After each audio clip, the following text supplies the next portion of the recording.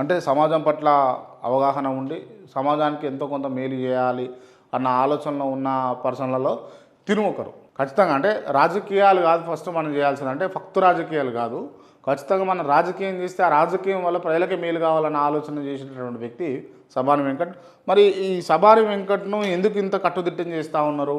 ప్రభుత్వం చేస్తూ ఉందా, లేకపోతే అక్కడ ఉన్నటువంటి అంటే నాకేనే పోటీ అవుతున్నాడు అని చెప్పేసి అనుకుంటున్నటువంటి లీడర్లు చేస్తారా? ఇది కొంత ఆలోచనలు కలగజేస్తూ ఉంది. ఒక్కసారి మరి కాల్ తీసుకుందాము, ఒకసారి ఫోన్ చేస్తాం, ఏం జరుగుతుంది ఏంది హుజురాబాద్లో అని అడిగే ప్రయత్నం చేద్దాం. మరి హలో అన్న, నమస్తే అన్న. అన్నా బాగున్నా, గుడ్ మార్నింగ్ అన్న. అన్న నేను లైవ్లో ఉన్నా, అయితే ఏం లేదు, నేను మీకు సంబంధించినటువంటి వార్త ఒకటి మన పత్రికలో వచ్చింది, చేస్తున్నాం, దాన్ని చూస్తున్నాము. ఓకే, ఏది మీ పైన కుట్రలు జరుగుతున్నట్టును క్లియర్గా మాకు కనిపిస్తూ ఉంది. మరి మీ దాకా వచ్చింది ఇది. రాజ్యం మనం ప్రజాక్షేత్రాలకు వచ్చినప్పుడు ఇవన్నీ జరుగుతూనే ఉంటాయి. దానికి కారణం ఏంటంటే ఈ సోషల్ మీడియా అకౌంట్స్ అన్నీ కూడా నిలిపివేయడానికి దీనికి అంత రీజన్ ఏందన్నట్టు? ఇక కంపల్సరీ కదా, ఇప్పుడు అందరు పోయే దారిలో కాకుండా ఒక నాయకుడు కొత్త దారి ఎంచుకున్నప్పుడు వాళ్ళ వల్ల కానిది మనం ప్రశ్నిస్తున్నప్పుడు ఆటోమేటిక్ గా మనం టార్గెట్ అవుతాం. దాన్ని పెద్దగా ఇప్పుడు ఒక మనిషి మనల్ని పెద్దగా తీసుకుంటున్నాడు, వాళ్ళు మనకు పెద్దగా కనిపిస్తలేరు. ఇప్పుడు ఎదురొచ్చి కొట్లాడే వాడితోటి ఎదురొచ్చే వాడితోటి మనం మాట్లాడగలుగుతాం, కొట్లాడగలుగుతాం, వాదించగలుగుతాం తప్ప తెర వెనుకుండి ఆడేవాడిని మనం ఏం చేయలేం కదా. అయినా నాకు ఒకటి అర్థం అవుతలేదు క్రాంతి, ఇది సరే చాలా ఒక వారం రోజుల నుంచి ఇవే ఫోన్స్ ఇవే మాటలు మాట్లాడుతున్నాను నేను. అంటే టార్గెట్ అవ్వడం అంటే దేనికైనా నేను మా హుజురాబాద్ ప్రాంతం అభివృద్ధి చెందలేదు, ఓ 4 ఇంజనీరింగ్ కాలేజీలు పెట్టులు మెడికల్ కాలేజ్ పెట్టామని టార్గెట్ అయినా, లేదో 2 కంపెనీలు తీసుకురండి, పిల్లలు మొత్తం రోడ్ల మీద డ్రగ్స్ తీసుకుంటూ మందు తాగుతూ నిరుద్యోగులై తిరుగుతుర్రు, ఇల్లు గడవక కష్టపడుతారు అని అడిగినందుక, లేదా 4 ఉద్యోగాలు అడిగినందుక, లేదా అందరూ హార్ట్ అటాక్లు వచ్చి చచ్చిపోతున్నారు, డెలివరీ చేసే సదుపాయాలు లేవు, డాక్టర్స్ కావాలని అడిగినందుక. నా ప్రశ్న, మీరు ఒక మంచి విలేకరి కాబట్టి అడుగుతున్నా నేను, దేనికి టార్గెట్ అయినా మనం? అదే అయితే ఈ అకౌంట్స్ గురించేనా మీ ప్రశ్న? అవును, రైట్. అది సోషల్ మీడియా అకౌంట్స్ అనేది ఇప్పుడు మా తమ్ముళ్ళు నడుపుతా ఉంటారు. బేసిక్ గా ఈ రోజు శాటిలైట్ మీడియా కూడా అమ్ముడుపోయిన వ్యవస్థ, ఓపెన్ గా మాట్లాడుకుంటే. ఇప్పుడు ఏంటిది, ఒక నాయకుడు ఒక పార్టీలో ఉంటే మేము చూపిస్తాం, మేము రాస్తాం, అదే ఒక నాయకుడు జనంలోకి వెళ్ళి వస్తే మాత్రం మేము చూపించాం, రాయించాం అనుకునే వ్యవస్థల ఈ రోజు నన్ను ప్రజలకు దగ్గర చేసింది సోషల్ మీడియానే, మీలాంటి వాళ్ళే. ఇప్పుడు నా అభివృద్ధిలో నా పురోగతిలో మీ పాత్ర కూడా ఉంది కదా. సో అటువంటిప్పుడు సోషల్ మీడియా అకౌంట్స్ మీద పడిరు అన్నప్పుడు మేము కూడా కొంచెం, పిల్లలు బాగా టెన్షన్ పడ్డారు, కొంచెం వాళ్ళు కూడా ఆవేశపడ్డారు. కానీ మాకు సంస్కారం అడ్డం వచ్చి ఒకటే చెప్పినాను, నో వేచి చూద్దాము, ఇది ఎంత దాకా పోతుందో చూద్దాము, అది చూసిన తర్వాత స్పందిద్దాము. ఇప్పుడు మనం వాళ్ళకి పెద్దగా కనిపిస్తున్నాం. ఇప్పుడు వాడు పొద్దుగా లేస్తే రాత్రి వరకు మన సోషల్ మీడియా అకౌంట్స్ మీద మనని బదనాం చేసే కార్యక్రమం, అంత భయం పుట్టించే కార్యక్రమాలు మీరేం చేసారు? మరి ఈ బేసిక్ అయితే ఒక బీసీ సభ జరిగింది, బీసీఐఎఫ్ అని డాక్టర్ చిరంజీవులు ఐఏఎస్ గారు ఒక సభ పెట్టారు కరీంనగర్, ఉమ్మడి కరీంనగర్. ఇప్పుడు ఆ సభలో నేను మాట్లాడింది 5 నిమిషాలే, కానీ దాన్ని అంటే నేను ఉన్నది మాట్లాడినాను. ఇప్పుడు ప్రతి ఒక్క నాయకుడు వచ్చి మేము బీసీలకు న్యాయం చేస్తాం, బీసీ సభలు పెడతాం అన్నప్పుడు నేను కమ్యూనిటీ గైడ్ లైన్స్ లో పోయే నాయకుడిని కాదు. నేను ఏమున్నా నా ప్రాంతం అభివృద్ధి చెందాలా, పిల్లలకు ఉద్యోగాలు రావాలి, ఎవరు కూడా వైద్యం అందక చచ్చిపోవద్దు అని నేను కొట్లాడే మనిషిని తప్ప ఈ కులాలు మతాలు ఈ ప్రాంతాల మీద రాజకీయం చేస్తూనే కాదు. కానీ బీసీలు వెనకబడ్డారు, ఇప్పటి వరకు ఒక బీసీ ముఖ్యమంత్రి కాలేకపోయిండు ఈ 79 సంవత్సరాల ఉమ్మడి ఆంధ్రప్రదేశ్ చరిత్రలో గాని, ఈ 13 సంవత్సరాల తెలంగాణ చరిత్రలో గాని ఒక బీసీ ముఖ్యమంత్రి కాలేదు. ఇప్పుడు వారు నన్ను అతిగా ఒక 3-4 రోజులు వాళ్ళు రిక్వెస్ట్ చేస్తే నేను ఆ సభకు ఒక చీఫ్ గెస్ట్ గా పోవాల్సి వచ్చింది. అక్కడ నేను మాట్లాడిన అంశం ఏంటి, ప్రతి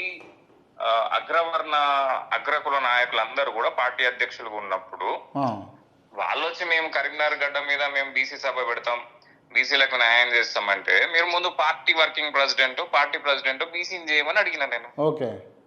అలా తప్పే ఉన్నది. ఇప్పుడు అప్పటి నుంచి వేధింపులు మొదలయ్యి, లేదా టార్గెట్ అయ్యి, లేదా బట్టగాల్సి మీద వేద్దాం, లేదంటే సోషల్ మీడియాలో ఈయన డిమ్ చేద్దామని. సపోజ్ 20 అకౌంట్లు ఎగిరిపోయినాయి, 20 అకౌంట్లు ఎగిరిపోతే మా పిల్లలు ఆవేశపడితే చెప్పిన, అరే రాత్రికి 100 చేయొచ్చురా, అది మనకు ముఖ్యం కాదు, లైట్ తీసుకోండి అని చెప్పిన. ఒకటి ఇప్పుడు నిన్న ఒక 2 అకౌంట్స్ క్రియేట్ చేసిర్రు. అవి అకౌంట్స్ క్రియేట్ చేసి 1000 మంది క్రాస్ అయ్యే లోపు 2 అకౌంట్లు ఎక్కడ కొట్టేసారు. ఇప్పుడు నా ఎంక్వైరీ మేము చేస్తున్నాం.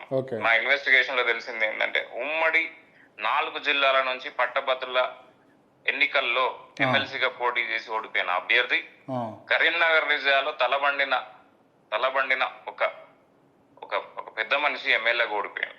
వీళ్ళిద్దరు కలిసి చేస్తున్న ఆట అని మాకు తెలిసింది. ఇప్పుడు ఒకటే చెప్తాను క్రాంతి, నేను వెరీ క్లియర్ గా, నువ్వు క్లాస్ ఫస్ట్ రావాలంటే, ఇది నీకు చాలా వేదికలలో చెప్పిన, నువ్వు క్లాస్ ఫస్ట్ రావాలంటే నువ్వు మెరిట్ స్టూడెంట్ అయి ఉండాలి, నువ్వు చేసే దాంట్లో నిజాయితీ ఉండాలి, నిబద్ధత ఉండాలి తప్ప నువ్వు నీ చదువుడు రాక నువ్వు ఒక నాయకుడిని, ప్రజల కోసం కొట్లాడుతున్న నాయకుడిని లేదా ఇంకొకరి కోసం చేస్తున్న నాయకుడి పుస్తకాలు ఎత్తుకపోతున్నావు, హాల్ టికెట్ ఎత్తుకపోతే నువ్వు ఫస్ట్ వస్తావు, రావు కదా. ఈ మినిమం కామన్ సెన్స్ లేకుండా రాజకీయాలు చేస్తా అంటే మెచ్యూరిటీ లేని లీడర్షిప్ అంటే నేను ఇప్పుడు అంటే ఎవరు మరి తలబడిన నాయకులు ఎవరు, ఎందుకు మీ మీద కక్ష కట్టాల్సి వచ్చింది? ఎన్నికలు 3 సంవత్సరాలు ఉన్నాయి క్రాంతి. ఇప్పుడు వెంకట్ అనే వ్యక్తి స్ట్రాటజిక్ గా పోతాడు. ఇప్పుడు మా మౌనం కూడా వ్యూహాత్మక మౌనం. ఎందుకు అంటే మీరు అంటే క్లియర్ గా అనౌన్స్ చేసుకురా ఖచ్చితంగా ఈసారి పోటీలో ఉన్నానని చెప్పి? లేదు, నేను అక్కడ దాకా ఇంకా తీసుకొస్తారు వీళ్ళు. ఏం చేస్తారు అంటే, ఇప్పుడు నేను అభివృద్ధి మీద క్వశ్చన్ చేస్తున్నా, మీకు చేతనైతే అభివృద్ధి చేయండి, పిల్లలకు ఉద్యోగాలు, డాక్టర్స్ అపాయింట్ చేయండి. ఇప్పుడు నేను స్టేట్ లీడర్షిప్ ని క్వశ్చన్ చేస్తలేను. నేను ముఖ్యమంత్రి గారినో, అధికారంలో ఉన్న పార్టీనో, ప్రతిపక్షాన్నో, లేదా రేపు అధికారంలోకి వచ్చే పార్టీని నేను క్వశ్చన్ చేస్తలేను. నేను హుజరాబాద్ లో ఉన్న ఇమ్మెచ్యూర్డ్ లీడర్స్ ని నేను క్వశ్చన్ చేస్తున్నా ఫస్ట్. ఇప్పుడు అదేమైంది, కరీంనగర్ డిస్ట్రిక్ట్ దాకా వచ్చింది. వీళ్ళు ఏం చేస్తారు అంటే, వీళ్ళు ఇట్లనే టార్గెట్ చేసి లేదా ఇంకోటి చేసి ఏం చేస్తారంటే, ఇప్పుడు నేను పండగకో పబ్బానికి వస్తేనే వాళ్ళ లాగులు తడుస్తున్నాయి. ఓపెన్ గా మాట్లాడుతున్నా, పండగకో పబ్బానికో 10 రోజులకో 20 రోజులకో పోయి నేను ఒక కార్యక్రమం చేస్తేనే వాళ్ళకి నిద్ర పడతలేదు. ఇప్పుడు రేపు నేనేం చేస్తా, రేపు నన్ను తీసుకొచ్చి బజార్లో పడేసి ఇదే ప్రయోగం చేస్తే నేనేం చేస్తా, ప్రజాక్షేత్రాలకు వస్తా కదా. ఇప్పుడు నన్ను దెబ్బ కొట్టిన నేను గాంధీజీని అయితే కాదని చాలాసార్లు చెప్పిన, ఎడమ చెంప కొడితే కుడి చెంప చూపించేంత మంచితనం అయితే నాగరలేదు. కాబట్టి ప్రజాక్షేత్రంలోకి వాళ్ళకి తీసుకొస్తారు. ఇది బేసిక్ గా ఇంత ఆవేశంగా గానీ, ఇంత ఆలోచన పరంగా గానీ ఇంకా మాట్లాడలేదు ఎవరితోటి, నీతోటి మాట్లాడాలి. రైట్ రైట్ మాకు అర్థమైంది ఏం జరుగుతుంది హుజరాబాద్ లో అనేది. వాళ్ళకి అధికారం వచ్చింది. అధికారం వచ్చినప్పుడు ఒకటి ఇది మినిమం నెసెసిటీస్ కదా.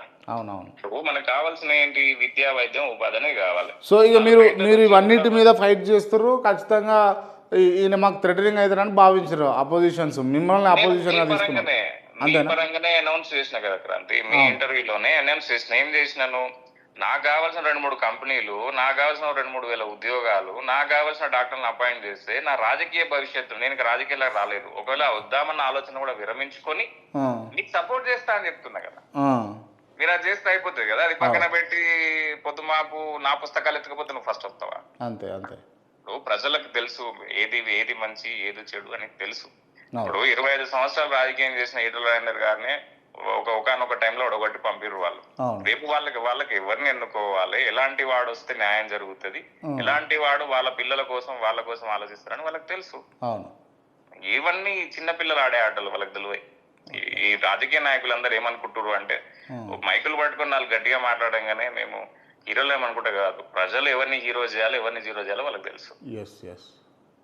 రైట్. ఓకే అండి, thank you. Thank you. Okay, మొత్తానికి సభాని వెంకట్ చెప్తున్నటువంటి అంశం అయితే ఇది ఏంటి అని అంటే, హుజరాబాద్లో ఖచ్చితంగా అంటే ప్రజల గొంతుకై, ప్రజల అవసరాల దృష్ట్యా అంటే అక్కడ వైద్య సదుపాయాల అంశాలు కావచ్చు, లేకపోతే రోడ్డు రవాణాకు సంబంధించినటువంటి అంశాలు కావచ్చు, వివిధ అంశాలు, కాలేజీలు కావచ్చు, లేకపోతే పెట్టుబడులు పెట్టండి, ఉద్యోగాలు తీసుకురండి, లేకపోతే కంపెనీలు పెట్టిపోయండి, ఇవన్నీ అంశాలు అడుగుతున్నందుకు టార్గెట్ అయినట్టుగా ఇక్కడ స్పష్టమవుతా ఉంది. గతంలో మన ఇంటర్వ్యూలు చూసినప్పుడు కూడా తన కాజ్ కూడా ఈ వైపే అడుగులు వేస్తూ తను కాన్సన్ట్రేటివ్గా వర్క్ చేసుకున్నట్లయితే మనం చూసినాం. సో మొత్తానికి ఇది హుజరాబాద్కు సంబంధించినటువంటి సభాని వెంకట్ చేస్తున్నటువంటి పనులకు కాదు, తన సోషల్ మీడియా అకౌంట్స్ని బ్యాన్ చేసి తను వ్యక్తిగతంగా కొంత డిమోరలైజ్ చేసి తనని ఇబ్బంది పెట్టే ప్రయత్నం అయితే చేస్తున్నట్టుగా మనమైతే ఇక్కడ స్పష్టంగా మనకు అర్థమైపోతూ ఉంది.